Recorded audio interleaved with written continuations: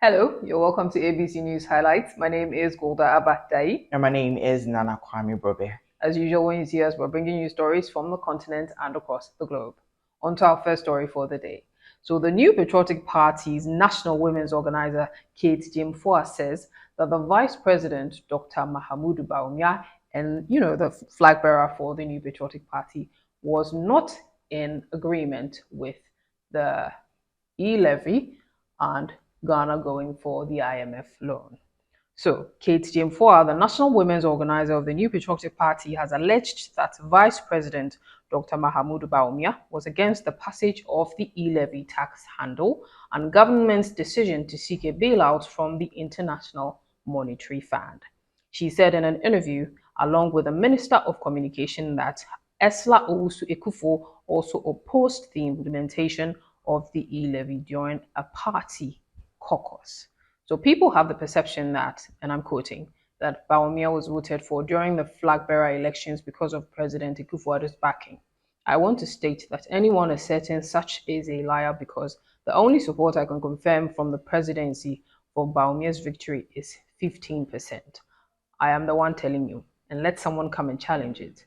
The issue should not have been raised, but if they call me, I will go ahead and defend it because I am tired. So she says he didn't support both of those decisions that the party made. And what is supposed to prove? I suppose he's a viable candidate for presidency. So vote for him. Listen, he defended it. I remember Esla also when I was talking about how it's done in the UK, regardless of whether individually they support it or not, as a collective government, they defended it. And this notion of trying to separate them from that decision, I think, is a cheap political stunt. Because they still do think it was a great thing that they did. I mean, the intentions back in these policies were widening the tax bracket. They still stand by these decisions, even though we make some other people may think it wasn't the best to be done for the country. With all the expertise, knowledge that they had on the table, they decided that was the way they were going to go. I think she's coming from the perspective of majority carries the vote. Yeah, so but the person still defended the majority's vote, right? So now, if you say he didn't even support it, it makes the person rather look dishonest, because then he defended what he didn't even think was a good thing. I think it's a cheap political stunt, but let us know what you think in the comment section, and we are moving on. And still on the NPP and the NDC, so the minority caucus in Parliament has expressed what you want to call doubt as to where the majority stand when it comes to the resignation and maybe the sacking of the current finance minister, that is Ken Ofori-Atta. So I don't know if you guys can remember when the issue came up some time back, months ago, that they wanted him to resign, or they wanted Akufo-Addo to sack him. Some majority members from the NPP also said they support the decision with the minority, but they want us to give it some time. So it presents this united front on that particular decision, that at least the majority and the minority are all on the same view that we would need somebody else to champion the finances of this country. Well, the minority said they're not too sure about that because the majority caucus will say they support taking him out of office, but when he's reading the budget, they're giving him funds. So where do you stand? Do you really want him out or you want him in? All right. So yes, they are saying they can count on the majority's commitment to ensuring that he's actually ever taken out of office. I mean, think about it, Nana. They are the current government. Do you think they will vote him out? So are you saying it's bold of the minority caucus to even think that the NPP in Parliament will will go down that road? We shall see. On to our next story for the day. So, stop the politicization of healthcare. Dr. Ayu Efriye to the NDC. So, the chairman of the Health Committee of Parliament, Dr. Nana Ayu Efriye, has strongly criticized the minority, the National Democratic Congress, for what he perceives as the excessive politicization of healthcare issues in the country. Dr. Free warned that if the NDC continues the path of making everything political, it may have repercussions in the future. Now, he says that, Mr. Speaker, if it is not only La that is stalled in the Ashanti, the Komfanoche maternity block project is stalled because the Paris Club external financing is under debt restructuring, and there is no way they can continue with the pace in Komfanoche again. La was part in the eastern region where the president and finance minister also come from. Their regional hospital is stalled. So basically, he's saying that when issues come up, especially when it comes to the health sector, the minority is trying to politicize it. Sorry, so then they should stop doing that. Questions: is it only the minority that does it? I mean, when you were in opposition, you did it. So I'm not saying that it is the right thing to do. There could be better ways to constructively criticize, but you are both doing it. So why are you not also calling out the ones in your government who are doing the same thing? Legit question, but my my question is, what then becomes a politicization of this healthcare sector? What is that?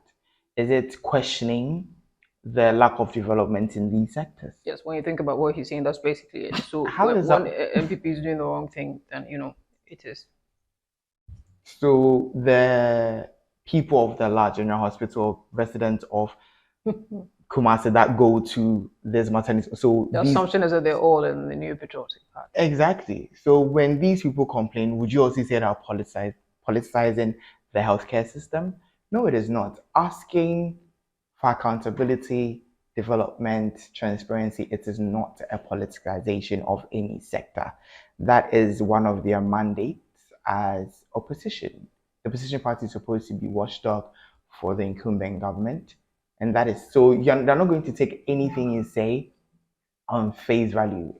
You're meant to keep them on your toes. Exactly. So yeah, Exactly. Just because she said this, oh yes, they said this, so everybody relax. That is yeah. not. So I don't know why you'd be expecting that. Maybe you could further explain exactly what he means I would to be the glad. public. Do let Uh, us know what you think in the exactly, comments. exactly. And we are moving on to our next story. One that is quite shocking still on the healthcare system in this country. So due to crackdown from somewhere around September and November this year, about 100 pharmaceutical shops have been closed down by the Pharmacy Council of Ghana. Hmm. So 100 pharmacies have been closed down. And guys, I think if you can just look in your area, in your vicinity, you realize that this is quite a recurring thing. And somebody even brought it up on X, Twitter, formerly Twitter, the last time about how many pharmacies are being closed and are closing down.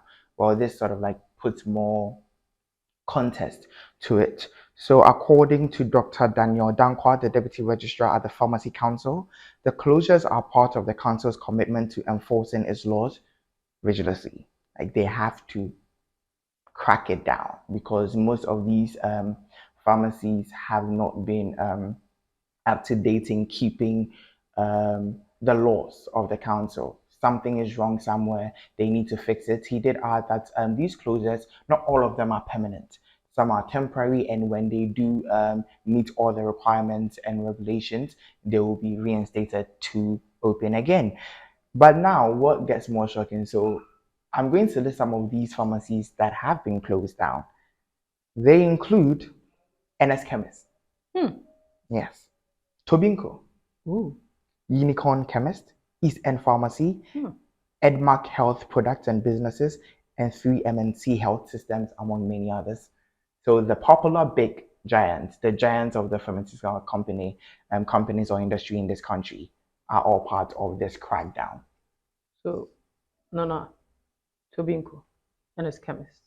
When you say they are not up to date with things, is it that the drugs are expired, the pharmacists are unqualified? What is Well, the he basis? didn't state the details in that regard as to if it's because of expired medicine or Okay. anything, but then some branches of these brands were not meeting the regulations and rules Okay. set by the council. It could be anything, and we Okay. can't speculate. If he adds more details to it, we'll definitely inform you as to which rules and regulations that were Flouted. Yeah. flaunted. Thank you. This has been ABC Highlights. My name is Golda Abba Dai. And my name is Nana Kwame Brobe. Do log on to our website www.abcnewsgs.com for your latest news in governance, politics, and sports. And also on our social media platform is abcnewsgs_. See you.